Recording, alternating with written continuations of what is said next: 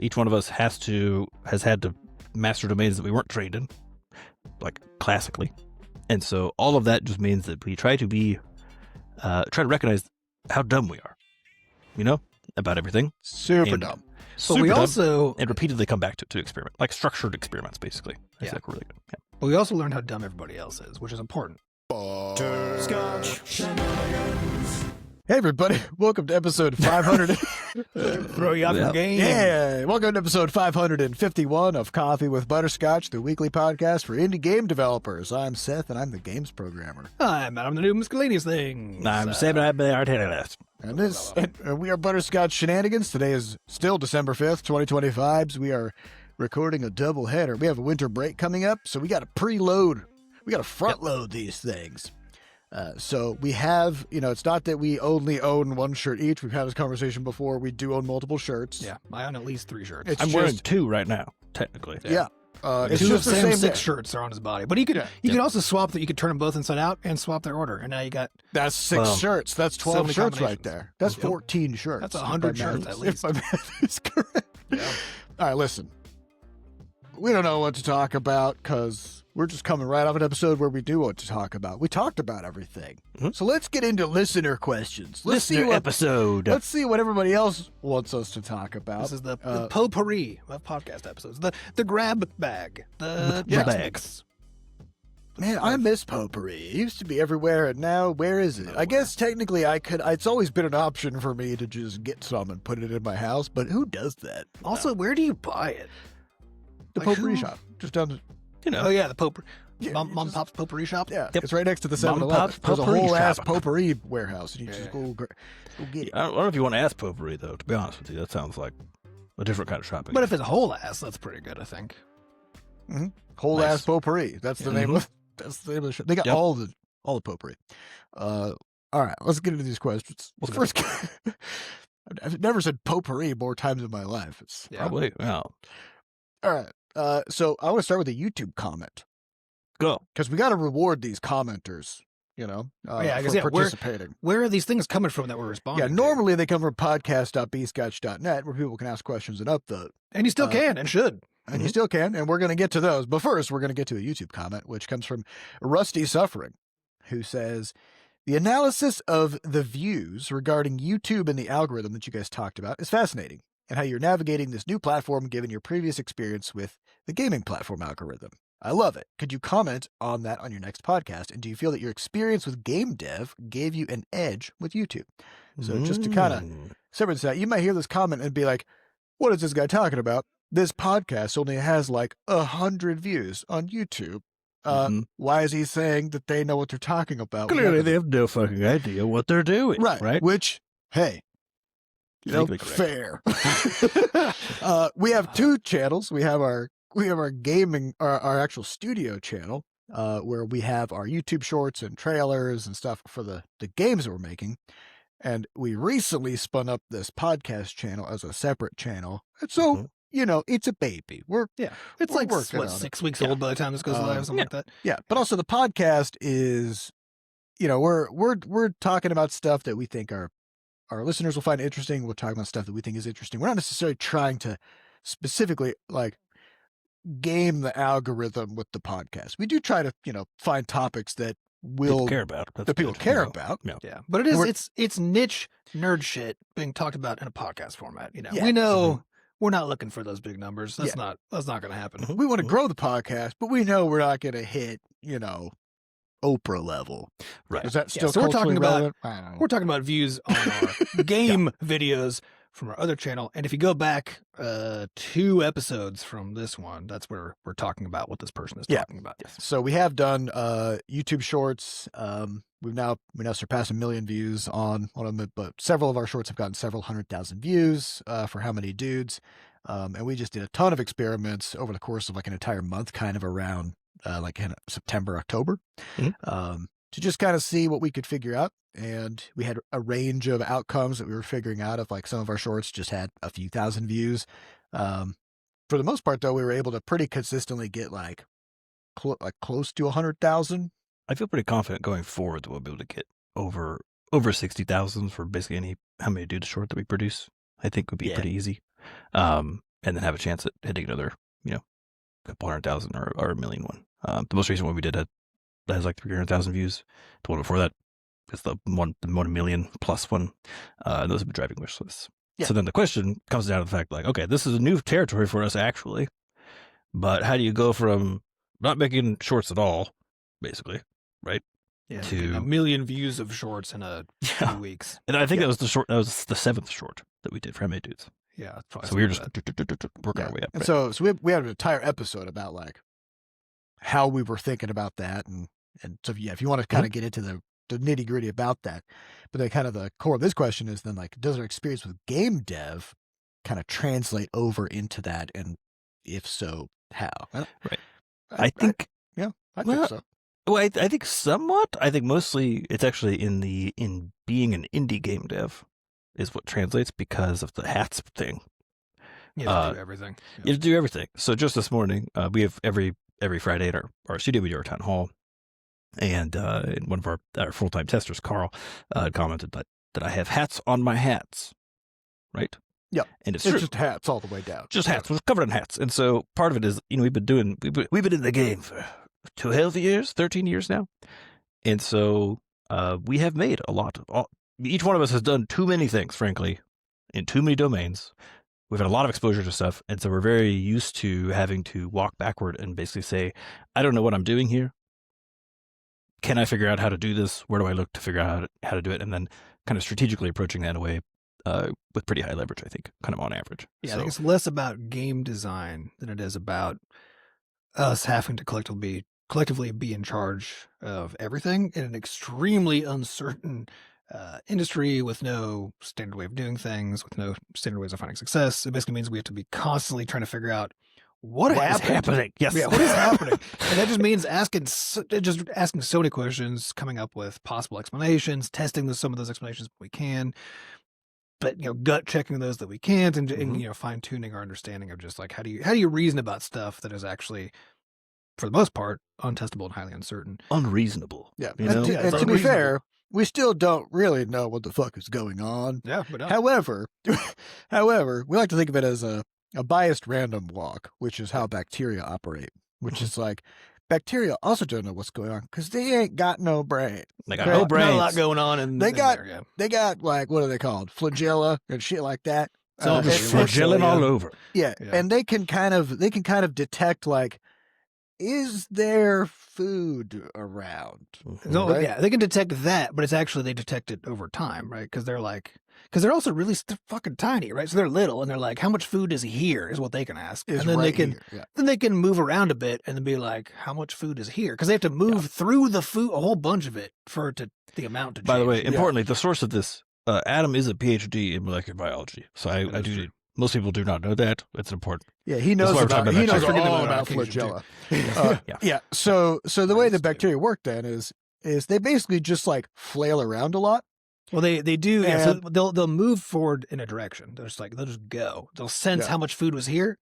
Pew! How much But food was not there? in a direction with intent, just No, they just go in a a direction. Mhm. And then they basically, as they're moving, they'll randomly change direction, right? Yep.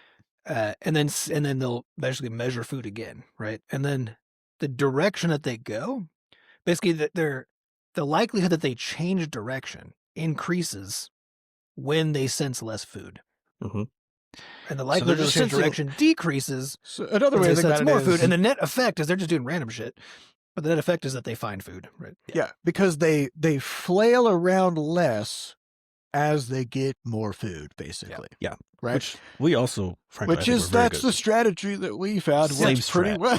Yeah. So Yeah, I think that's you gotta just try everything when you have no idea what's going You're like, on. And "Oh, as I'm getting stuff starts to work, but you still always have to flail. You're There's gonna a- flail. Oh, you Just- gotta flail. You just gotta flail a little bit less frequently. Well, Well, it's this why is we- where- lock in and hang out. yeah. for I a mean, it might be moment. Yeah. amusing to people that like the one episode, the episode about the shorts, basically. It says like, you need to be marketing all the time. And we found this way to do it. It's super effective for us. The most effective thing we've ever done. Literally 2 weeks later, we're like, all right, so we got to pause that. We got to pull back on this marketing. Because we use the best. So it sounds dumb, But but, here's the the thing is thing. like, But it's true in the sense that like we talked about in the previous episode, marketing isn't just making videos. Marketing is making people aware of your game. And you got to think about leverage. And for us, it's that a demo is part of our marketing strategy, not only videos. Yeah, how do we get even more leverage out of the energy we're going to put into these shorts? Yeah. It's like, okay, get the demo done, then do a bunch of shorts, because that way. The idea is that if people can if they go from the short, find themselves on the Steam page, like, ooh, a demo, then they play the demo, then they themselves might make content because they can, because there's nothing to make content about. Or might pressure people, might pressure other streamers, be like, hey, you should play this. Yeah, exactly. That's a big piece of it, right? So now the effectiveness of the shorts that we make after we have the demo, in theory, goes way up, but we can't do both at the same time. Therefore, make the demo first, get even more efficacious shorts afterwards. Yeah. So I think the skill that we have collectively as a trio is largely in that aspect of things, and that's what the being game devs has created for us, which is that wildly uncertain industry, constantly shifting technological landscape. Each one of us has had to master domains that we weren't trained in, like classically, and so all of that just means that we try to recognize how dumb we are, about everything. Super dumb. But we also and repeatedly come back to experiment, like structured experiments, basically. That's like really good. Yeah. But we also learned how dumb everybody else is, which is important.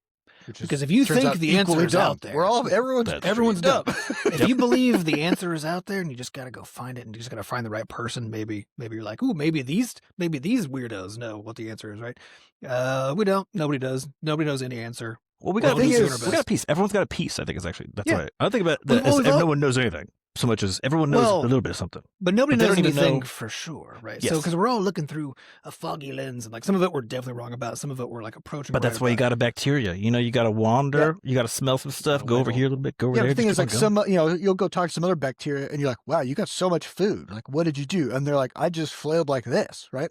Yeah. It's like, sure, but like there was more food over there when they started. Exactly. Yep. And like where you started is a totally different place with different shit going on, right? And that's why you need the extra flailing, which actually brings us to Monte Carlo simulations, which is the same idea. Again, obviously, this is where this was going to go. But it's the idea. That's what I was going to. But here's the idea. Here's the idea. You have an infinite landscape of possibility, which is what life is, right? And you're trying to find the best place. Right, you're trying to find the best place in an infinite landscape. You can't explore the whole landscape. You're saying you're trying to find an absolute maximum. You're trying to find an absolute maximum. So the biggest mountain. How are you going to do that if there's not enough time for you to explore every mountain? Right, you can't. So what do you do? Well, you can just start walking, and then as you start going uphill, you're like, I must be on a mountain. Yeah. At some point, you keep going up. That's good. Yeah, you're going up. At some point, you get to the top of that mountain. Is that there's no more up to go? Is that the tallest mountain? No. The only way to find out is to get off the mountain. Find another one, or look around. Right?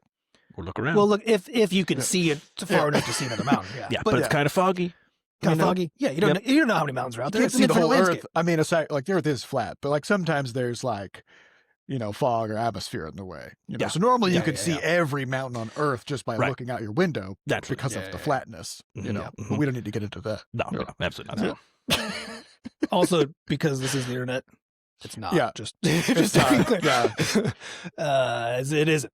So speaking of people being super dumb, Yeah, speaking of flat Earth. But the point being is that's what traversing, like making games also, because like game design is also about, you can choose one path forward and only one path forward. Which one do you choose? Which one is more fun? What did you not do instead? Right.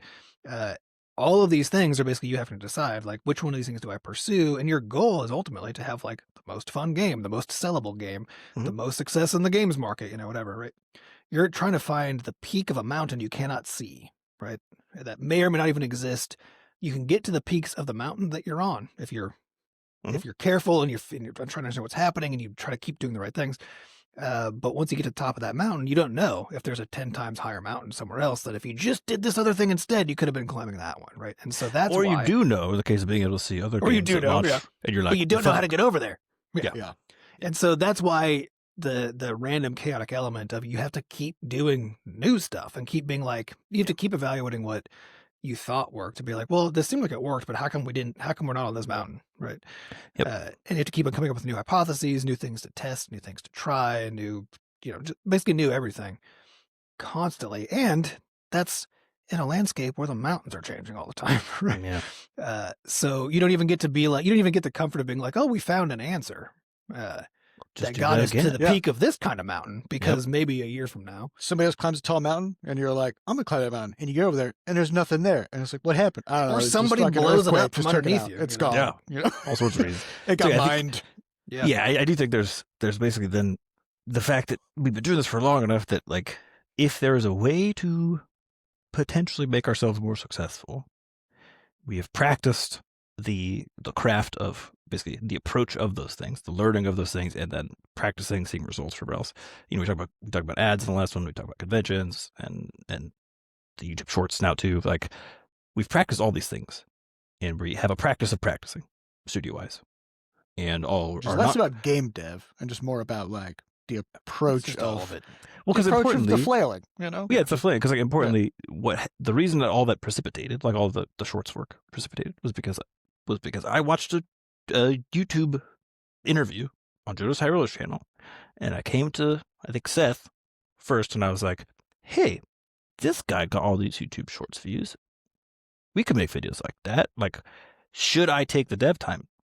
Right? It was a very, very big question as a studio. But also, it just, speaking of like starting at a different place, it just so happened that this was right at the conclusion of Crashlands 2 1.3 update. We were in that mode of like, marketing. What should we do next? We had How Many Dudes, the jam version, and we were thinking we wanted to make How Many Dudes next, but we were in kind of like a bit of a down period of reevaluating and figuring things out. So there wasn't something super serious that you had to pull yourself away from at that moment. That's true. Yep. To go work on this stuff, which is, 6 months prior was not necessarily the case. Like you were just buried in work. But I think that's the trick is like, we're also very good at recognizing when someone on the team brings up something that may bear fruit, like a little bit downstream, and then figuring out how to actually give a little bit of time to nurture that, right? To be able to see if there are some results available. Yeah. Again, it's acknowledging like you don't really know, so just do a little flailing. It's like, hey, let's flip knowing that like because you have to also know with all this stuff too. It's like once you're on a mountain, it's fairly stable. You're kind of coming to the top of it, right? Most things that you try to do that aren't going up that mountain are going to give you a worse outcome. Yes, right. Most of them certainly at first, right? At first, and you won't know. Well, yeah, because you got to go if you down. have a better outcome until you've doubled down a bunch of times, right? Yeah. And so that's the other thing we have to be always really conscious of and aware of is a question of like, we want to try something. It's going to require some amount of investment, and we have to be paying really close attention to like, are we giving up because it doesn't work or because we haven't figured out how to make it work? Yes. And sometimes we still need to give up, even if it's just because we're like, we just haven't figured it out, but we can't invest any more into it, right? But knowing that difference is really important so that you can update your mental model for like the next thing to try. When we come back to it again, this time we'll do this, whatever, right? And so it requires always just assuming that we don't know for sure what's going on, so that our mental models, the world, the industry, have room. Yeah.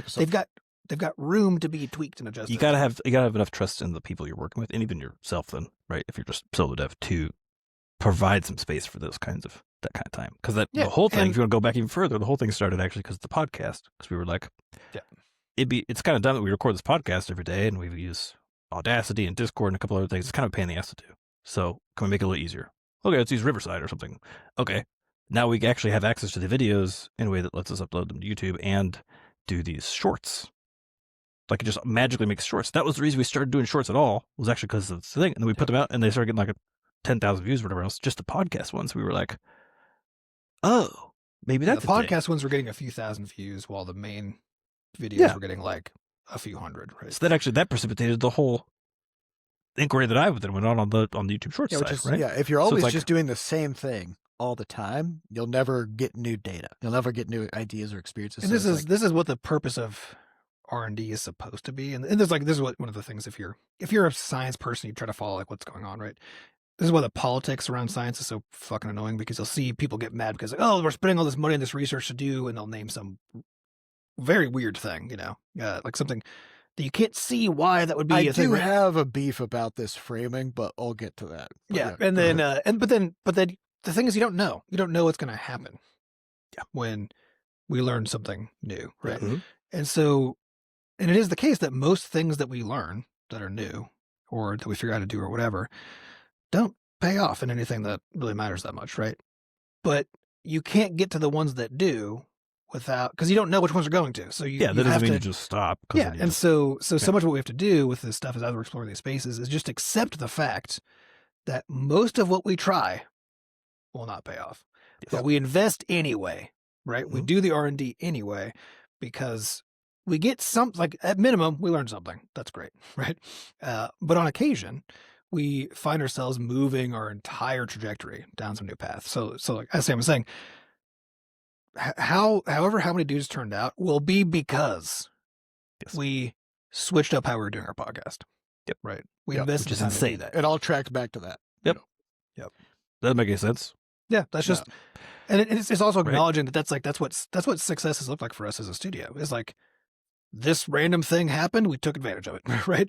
Over and over and over again. And this is also why you can't go to somebody else and say, "How did you find success?" So I can replicate that. I was like, well, let me explain to you the series of 37 unexpected things. That, First, you need to have 547 episodes of a podcast that you run Yeah. weekly for an hour, and then you'll find one ticket. Uh-huh. Yeah. It's like, Every what? situation is different. Now, all right. Now I got a quick soapbox here about Go. about wasting money. Okay. On research. I always hear this when people are like, we wasted all this money on, say, like, the space program. We spent $300 billion trying to figure out how to get a rocket to a moon. For what? You know? Or people will quote science experiments that the government is funding. They're like, whatever, like shrimp on treadmills was one that people started talking about, right? The thing about that is, what happens to money when it is spent on these programs? Does it go away? Yeah. Does it? Yeah.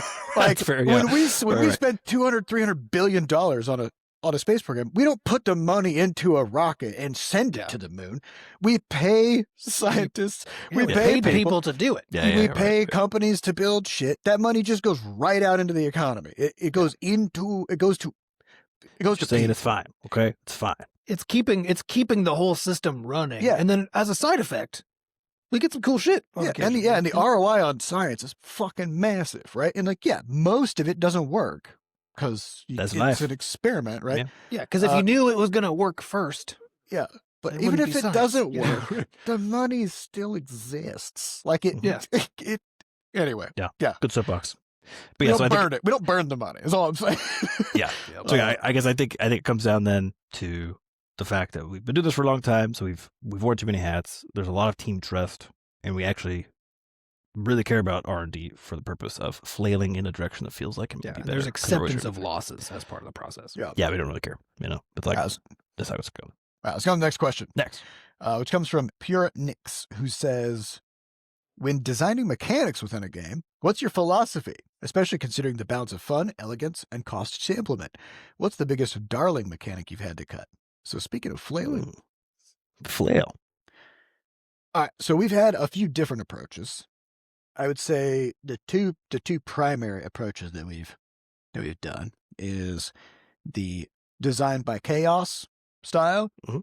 and then the sort of have a game design document and a plan, and try to like really pre-spec the like game. Design boluses of various scales. Like a big chunky thought. Yeah, Yeah, it's sort of like designing in the moment versus designing ahead of time, which is a spectrum because really we're always doing both, right? But Yeah, like how you're always iterating, How close are you? to being So done, yeah? Crashens 2 is the only game that we like really had like a big plan ahead of time, with like a big ass game design document with lots and lots of things spec'd out. What the game ended up being was it was clearly inspired by all that stuff, but it deviated a lot because you can put the details are very different, but the high levels are basically the same, right? Yeah, because when you're putting together a game design document, what you're really doing is you're simulating in your head, what would it be like to play this, right? Like what kinds of systems and incentives, and you're trying to like imagine moving through the game world and interacting with these different systems and UIs, but you just can't. Like you can only think about so many things at a time, and you can't really see the whole picture. So as you start implementing stuff, you realize, oh, like this piece of this idea we had. I think actually at Crashens 2, one of our original ideas was like helms would be Like a class differentiator, basically. yeah. So we would have like different helms that would kind of like give you. So for example, we have the pact mechanic in Crashens 2, which is the like you take whenever you get hit, that converts into damage over time. And then other items that you can get can sort of like utilize that damage over time that you stored up. on yourself and like send it back at enemies or do stuff with it. So that ended up kind of going through the trinkets system in Crashlands 2. But originally it was going to be through helms. So like you would equip a helm and then that would like make you a berserker or make you a warlock type thing or whatever. Right. But the reason that came up was because after we had spec'd out how to build the armor in Crashlands 2, it turned out that the armor is super fucking expensive to on the dev side, right? Yeah, because Tremendous of the amount of animation choices that we had made. Exactly. And so we needed a way to try and get at the whole like set spec thing. And we originally, the very, very original plan was that it was going to be reflected fully in the armor. The armor sets always, right? For every level. But that became obviously untenable really fast. So it was like, okay, what if we just stick it on the head? The head's got like the least moving parts. Weirdly enough, there's like 7 of them, smears and everything.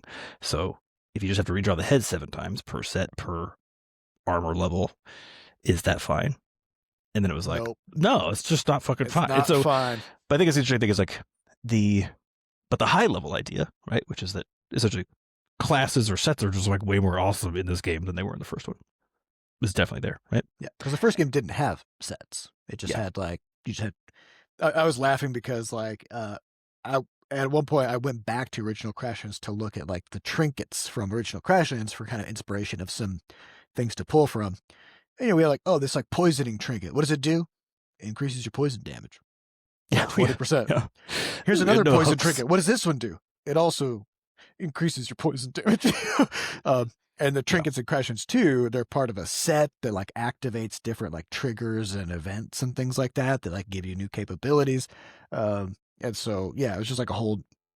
It was an evolved idea of this. Yeah, well, I think you basically what you're looking at is like how much high level planning you can do, and then the reality that so much of then how the implementation happens is dependent on really low level details, like tremendously low level details, right? Yeah. How many helms do you have to draw because of the animation, because of the fact that you chose to use spine, for example? Those end up going back up and being like, okay, well that changes how this could possibly be expressed, this high level concept, right? And so I think where we've gotten to is more so a place of saying, basically really, really drilling in and agreeing on the high level thing, the high level beats first. So how many dudes is a good example of this for us? As we were ideating on it, trying to figure out what to do, that meme came up, the whole thing, but it was also in the context of us talking about other games we played in the past that we haven't seen for a while, one of which was Monster Rancher, right? And the thing that actually, I feel like the thing that cinched it was like we were cackling about the idea of a dude ranch after that. Like we had the how many dudes does it take to beat up a gorilla? And they were like, what if you had a dude ranch? Because we just happened to be also discussing genres that we haven't, or games that we haven't seen in a while. And so like they're all, that became a very high level piece of it, was like this idea that it's about operating on like a group of dudes, not singular dudes. And you see this. Originally we did have the idea of like, you would have a dude and they would like train him up and try to get him to fight a gorilla. Right. Like Monster Rancher, Right. But we wanted it was like, okay, but it's about how many. Like, that's the core thing. It's about scale, right? Yeah, the debate is never like, would I guess every now and then you have like, wasn't like Mike Tyson was like, I will pay the zoo to let me fight a gorilla. Right. And they were like, no. Yes. No way. No, you're just not on our hands. Yeah. So every now and then there's one dude who thinks he's got what it takes. The thing is, like, even though that's like an interesting hypothetical, it's not nearly as interesting, frankly, as like from a design standpoint. Like an interesting. That's just a 1-to-1 non-combinatorial question, right? It's just like, oh yeah, can this one dude specifically train and do this? And then you get an answer, and you're like, okay, all right, well that solves that. That solves that. So like after how many dudes the prototype, you'll see stuff like in the original, it's like you heal individual dudes, right? There's a lot more specificity on managing like particular ones or particular groups versus in what will soon be available on the demo side. It's like the game has shifted to be very much about operating like as the whole squad at once. You're creating a cohesive strike team of weird dudes that have different skills and capabilities. Yeah, and so it's like, while we're working on the jam game version of it, those literally toward the end, those things started coming up rapidly. Yeah, and we have our notes from the postmortem we did, where we have most of these biggest points that are essentially us leaning away from some other vision of this, which is like maybe a little more like tiny group specific or even like singular dude specific, into the more mob mentality, like just all these dudes synergizing together. And so I think it's like you need to do pre-planning, obviously. A lot of what we've talked about for the last friggin' weeks is the fact that like your marketing of your game starts at inception, right? Of the game idea. It is not a thing you can do after. It's not a thing you can consider later. You do need to think about how this game sits in this pile. And I think we do spend going forward, and I think with How Many Dudes, we'll spend more time in that initial, like basically shaping those high level beats that we think will actually work, right? The details are just the details. And so it's kind of like, they matter for once someone is playing the game, they matter a lot more, but they won't matter in terms of the appeal of the game. And what you're actually doing is you're iterating on the stuff that tries to get you to that higher level goal and vision, right? Yes. And so that's where you can't, if you could know exactly the thing that would get you there, then you could just go do the thing and that's it, right? But as an experienced good, which is what games are, then you can't know how a thing will be experienced. It's literally impossible to predict that. You cannot do it. So you have to make it first and then experience it and then be like, how was that? Well, that's the only way, which means you can't pre-plan the details of the experience. Yeah, not the details. Yeah.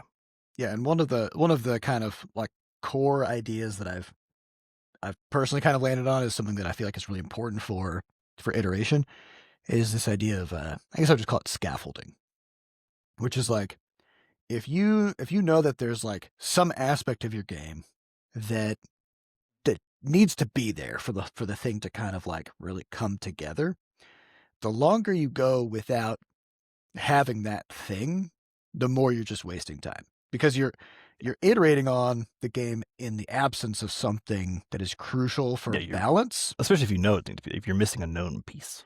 Yeah. And so as an example, it's like How Many Dudes has transformed into essentially it's like we have these different dudes that have specific unique capabilities, and then they have these relics that they get over time that then empower them and kind of like give them new capabilities and make them do different things and whatever. So as you progress through the rounds, you get to choose these relics and buy them and stuff like that, and you're kind of like building out your toolkit, right? Mm-hmm.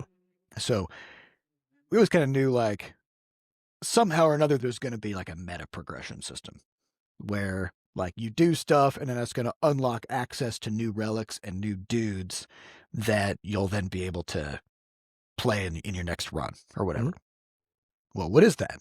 I don't know. So still don't know. We need a scaffold, right?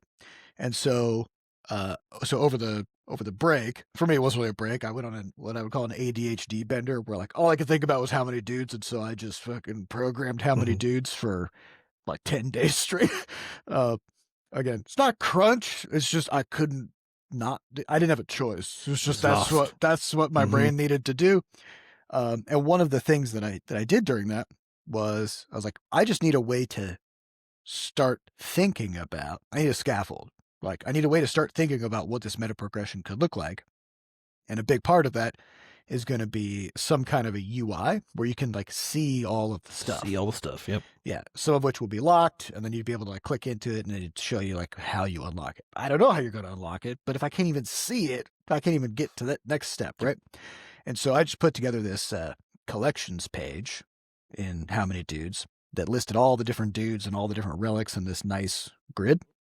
And then suddenly we were able to see a whole bunch of stuff that we couldn't really see before, including like, wow, there's a handful of dudes that like we always knew we had like kind of been neglecting how many relics they had or kind of what their skills were or whatever. Basically how finished they were. Finished they were, yeah. But then once you can see them all right next to each other, it becomes very obvious where the holes are. And you realize, okay, well, we need to kind of like fill these holes in order to get a better picture of the balance of the game and all that stuff. And so then that kind of became, as soon as that collections page was up, that became the next step. But also now we have it and we can start using that as a launch pad for understanding how to use the meta progression. If we didn't have that UI, then we would just be just harder to think about, making shit up on paper, right? So the challenge when you're making a really, really big game is the fact that oftentimes you basically, this was one of the challenges with Crashlands too, is that you simultaneously essentially need to have already like 1,000 systems made, right? To be able to then see if they're all harmonizing together effectively. And that really is the challenge of the big game, is because you don't have infinite time and you have to do things serially. So Crashlands 2, we didn't add that. We didn't actually have crafting until like 6 months in, which seems insane because it's a crafting game. But so much of that first chunk of time was actually just like on the But technical you need development. stuff to craft. You need a way to get it, and Yeah. Well, It'll- the yeah. problem about crafting is actually it's just a singular intermediary point between other systems, right? There's Yeah. like the collection. so all and those gathering systems have to part. exist before you can Yeah, stick that way. because if you have crafting, but you only have one thing to harvest, and what you craft doesn't do anything, then you might as well not have the craft. Yeah. So that's really weird, right? You have to Yeah. wait. You have to try to sequence your system build in a way that makes sense, right? So you could kind of get an idea of where the game's going and make adjustments and stuff. Not spend too much time balancing right now necessarily. Yeah, 'cause right? it's going to change too much to be worth it. So Yeah. you have to be able to evaluate it for what it will be, not for exactly what it is. But again, like we said earlier, you can't because you can't guess an experience that doesn't Yeah. exist yet. So So again, you're basically it's just doing very- your best. It's very flaily, and I think that's a big part of like the reality of the approach is that it's a mixture then of saying, okay, we know we want to do something that does check these boxes, right, for us. So in terms of marketability, in terms of maybe where the platforms are, and then we run through a bunch of different ways of thinking about that to get these the very high level things. But I think since like the Crashlands days, also being a sequel is different because you have a list of things you kind of have to do or twist Some on, right? constraints. But really, those are just constraints again, you know? They're constraints, but they're actually mechanical, they're like system requirements or mechanical requirements that you can choose to like keep as is or elaborate on. And so I think it's like the more time you spend in the theorizing phase, the more likely you are, and I think we did this with Crashlands 2, to basically, especially in the sequel's case, to do more elaborate shit than maybe you need to do. That was a lot of what happened in terms of like the docs, right? In service of the same vision, but it's just like everything was already going to be a lot more, which was, but like the original vision for the thing had even more zany shit going on. But again, I think it's also just a function of if the thing isn't experienceable yet, then you're just guessing, right? You're And just so guessing, yeah. And if there's you're so many just things that happen guessing and you're like, afterwards. well, this is how this one was, and this is a sequel, so it should be better, then you're guessing at the stuff that can make it better, or you're guessing that this is not going to be sufficient. And you can guess all day. You can keep adding stuff to the things that you think you're going to need. But this is just a matter of how design works, period. Yeah. Because I'm working on this It's all circular, software called LudoKit, right? Which is, we talked about a bit in past episodes, but it's basically it's a web service to help us and then Self-publishing. eventually others manage and publish titles and stuff. It's sort of a game developer's toolkit, but it's not the Not game the developer's game developer's toolkit, toolkit. which is a Yeah. different thing. yeah. Yeah. But yeah, so I'm working on this, and every time I'm working on a feature, my strategy is to say, what does everybody think this feature needs to accomplish? Like, what are the problems we're trying to solve? Make sure we're agreed there, because I think it's that high level alignment of like, yes, we're trying to solve this, but I know once we get in there that I'm like, okay, once I get into the weeds here, I'm going to discover some stuff that we didn't know we needed to think about. Like, there's gonna be some stuff that comes up. So Mhm.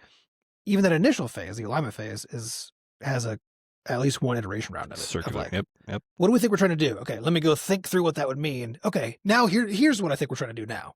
Are Yep. we all in agreement? Whatever, right? And then moves on to, as quickly as possible, like, let's get something to experience, right? So like I just shipped a new feature yesterday, and I very intentionally was just like, this UX works. It's all here, right? It's not a complete piece of crap. It's all here. Yeah, you could do all the things that were asked for. It could do all the things that it needed to do, but I don't really know what it is that's going to make this like the easiest to understand, that's going to solve like the very specific vibe problems that Mhm. the people on our team are trying to solve. So my goal is to get something that clearly solves a problem and isn't bad, right? Into everybody else's hands so they can be like, ooh, it would be nice if, ooh, what if we did this? Like, oh, I don't like this, but you know, whatever. We get all that stuff in so that the next thing, it's like the next thing actually is something that now solves Right. everybody's You basically get experiential enough done problem. to incorporate user feedback, basically. Yeah. And then you do the next because thing. you have to, the experiential feedback is It tells you if you're on the right path or not. Like that's Yeah. the whole point, right? Yeah. But Yeah. It tells you and what's this next. kind of comes back to like we've talked a lot about DevOps in the past, this idea of like small batch deployments and continuous Mhm. integration and continuous testing and stuff like that. And this also kind of fits into that mode, which is like, if you go, all right, I have the perfect vision for like everything how it needs to be. I'm not going to show it to anybody. I'm not even going to play test it. I'm not going to do any of that stuff. I'm just going to make the whole ass thing, Yeah. all in one go, and then put it out there. It's just good. It's just going to be bad. Yeah. Like you need to kind of just get it to the minimum serviceable state. Get that MVP out there. then you will find out what really matters about that thing and where Yes. you should really be focusing your time. And then But again, I think that's the important note is like in the most ideal circumstance, what happens is that the high level point that you're trying to make does not shift, right? As you get better at it, that does not move really. The like specifics of the execution, as you get player feedback, user feedback, whatever else, will vary a lot as you try to get that point to be fully fully realized, basically. But that's entirely possible that you also go do that play test and you realize like no one gives a shit about wherever this high concept piece is. Like the timeline feature that Adam just added, it could be that we played with it yesterday and we're like, actually, like I don't really give a fuck about this anymore. Like I think this was dumb. You know, and we've had that happen because like with all the things, I fought that feature so hard, and because it was. I'm not gonna get the details of what it is, but it has to do with time, and time. If you're a programmer, even if you're just a person, but if you're a programmer, time is your just worst nemesis. Time comes for us all. I fought that thing so hard to finally get it to work. And it was finally working. But if Sam said we're like, actually, this kind of sucks. Like this isn't going to get us where we need to go. I would just tear it down. They would just be gone. You know. Yeah. Yeah, I mean, time is bullshit because, like, if you know what today is, today's December 5th, and I'm like, quick, how many days is it? How many days is it until February 13th? Well, I don't fucking know, right? That's not even, but that's the easiest part of the dumbness of time. But just the fact that, like, nothing is standardized, right? Yeah, you just said it's December 5th, though, right? It's like, well, not everywhere.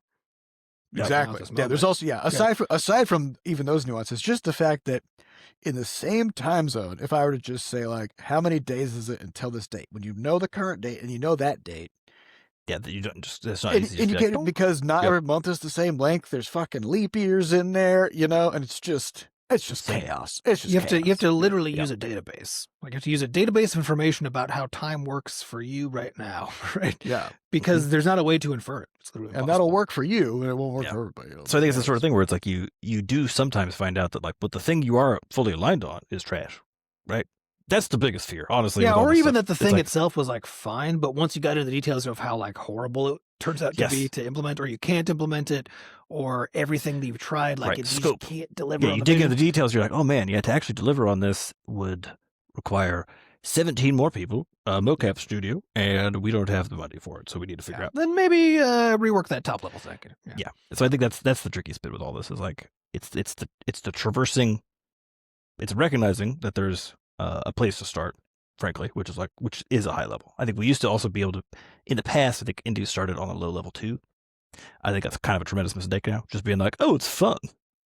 No, like it's done. That's not, you're not going to make it a marketable game. You might make a good game, but I don't think you're going to make a marketable game. You'll definitely make a good game if your approach is just keep playing the game and do like mechanics first and keep tweaking things that aren't fun until they're fun. Like, yeah, you'll make a fun game for sure. Yeah. Will it have appeal? Yeah, will it have appeal beyond someone who's already playing it? Probably not.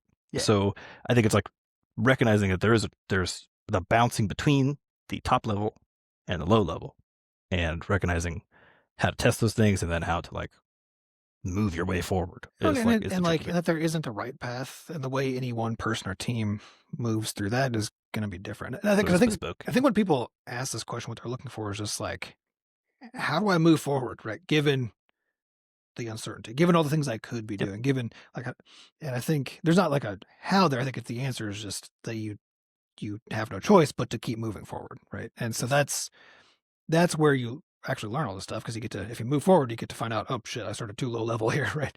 Or I started too high level or whatever.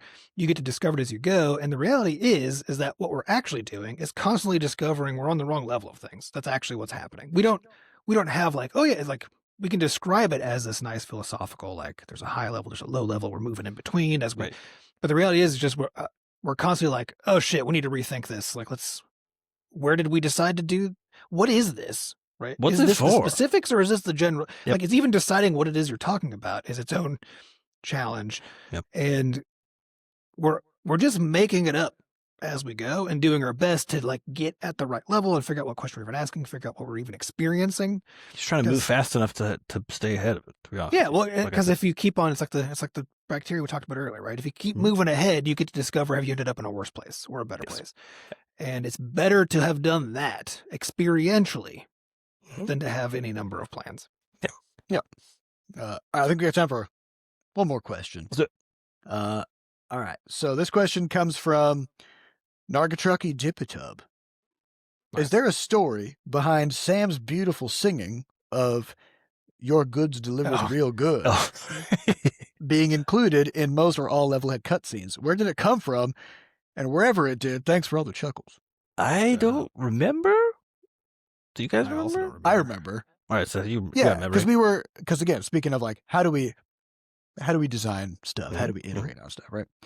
So we knew we wanted to have the campaign in Levelhead, and that we were going to use that to kind of do some world building and tell some jokes, and also to kind of tutorialize and teach people about stuff. So as you play through the Levelhead campaign, there'll be these little corporate presentations that kind of talk about some of the enemies that you're going to encounter or some of the mechanics that you're going to encounter, and give like a little bit of a fun backstory about Yeah, like, part of why we started that approach too was because we were like, well, it fits within the theme, and something that's just like a bunch of slides is the most cost-effective way, with just a voiceover done by someone on our team, is the most cost-effective way we could do tutorials and introduce lore.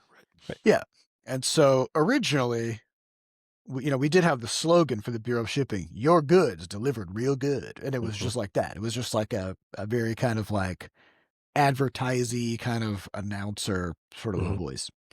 But then as we were recording and stuff, we were just like, this is nothing. It needs a jingle. Yeah. Like, Yeah, well, because even the joke itself, like "your goods delivered real good," is too close to a real, because it's a parody slogan, but it kind of feels like a real one, and so then it's not funny. It's not, yeah. And so, so we were like, okay, well, maybe we can like turn it into a jingle. And then we were kind of thinking through it and what that would be. And then one of us did one of that kind of like dumb voice cracking, kind of a like, "Your goods delivered real good," and we were like, what? All right, hear me out. What if we just did that? We just record that, send that over to Fat Bard, and be like, it'd be like, hey, figure this out. Do something with this. Generally, I think anytime that we end up cackling about something that's dumb, then we're like, how do we? Yeah. How do we get that? And this is where also one of the difficulties of working on, and it really depends on the game.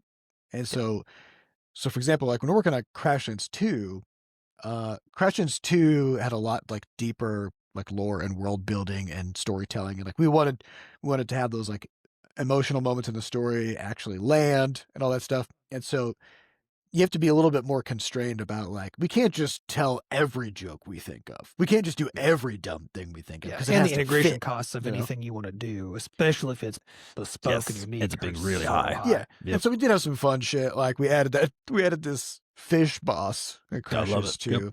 2, where it's just like, there's this character who kind of like leads you to where this giant, he's like, I know it's the big one. It's like this giant fish. I know it's here. If you fish off this dock, I'm pretty sure you can catch it, but it's pretty dangerous, So I'm going to stand back. I'm going to stand back at a safe distance. And so then this character kind of gets back. And then as you're fishing, the character keeps interrupting, and they're like, actually, I think this is the wrong spot. Let me adjust. I feel like I'm in the wrong. I feel like I'm still too close or whatever. So this character keeps like adjusting where they're standing as you're fishing. And then when you end up reeling in the big fish, it just lands right on this fucking guy. It just explodes him into goo. Like, Yep. So like, I love that. That was so fun. Yeah. Yeah. But So like, that was a lot of planning and figuring out how to make that happen. It took like a week to hook that thing up. So, but with a game like How Many Dudes, everything is super fast to implement. Like, kind of concerningly fast. So honestly. any dumb thing, we're like, this might made us take like a laugh. day, We had this maybe stupid 2 days. idea. Yeah. Just put it in there. See what happens. Yeah. What else if it sucks? We can take it back up. Yeah. Like we literally just added, the Dude Whisperer to How Many Dudes, which is a Caesar Milan type dude who shows up. He shows up and he takes your for a cost, he'll take your regular dudes over to his dude training academy, and they'll come back different. Which we were laughing about the idea of like your regular dudes can like go train for a few days and come back as a zombie. Or something. Training. Yeah. They What's come back as a happening zombie, over they there? come back as like, I don't know, a fucking mummy or a werewolf. What kind of or a camp is he running? Yeah. maybe Does a it make lawyer. more sense? I mean, does it have to? Nope. No, Yeah. but the fact that this dude just looks like Caesar Milan and he's the dude whisperer, it's like, fuck yeah, let's Yep. roll with it, you know? Yep. Yeah, I started, and I was like, should we make a Caesar Milan reference? Like, maybe he's a controversial figure now. And then I was like, who gives a fuck? It's a dumb game about dudes. I mean, It's just fine. It's whatever. yeah. And if anything, we're just making fun of him. So, you know, that's fine. Either way. It's all great. It's just, yeah, I think it's like you can, if the cost to input things is kind of low, then you can, I mean, frankly, it fits with the random ADHD bullshit we'd like to do, which is, oh, we found something funny. Let's go mine that rock for an extra day or two, as opposed to, moving on to whatever we're supposed to be doing. It's just kind of nice, with a smaller game project. Yeah. Yeah. And for Hummin' Dudes, it's just whatever makes us laugh. Let's just put it. Just send it because it's dumb and fun. So that's all the time we have for this week's episode. And thank you for the questions. We really appreciate it.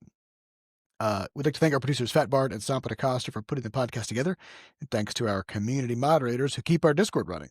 To get more involved in the Butterscotch community, you can just go to podcast.bscotch.net, where we have links to the Discord, a way for you to donate to support the podcast, and links to the archives. And if you haven't yet, head on over to Steam and pick up Crashlands 2, Crashlands, Levelhead. We've also got them on Google Play and the App Store. And of course, go wishlist How Many Dudes. We'd appreciate it. Thank you all for listening. We'll see you next week. Goodbye. Goodbye. Bye.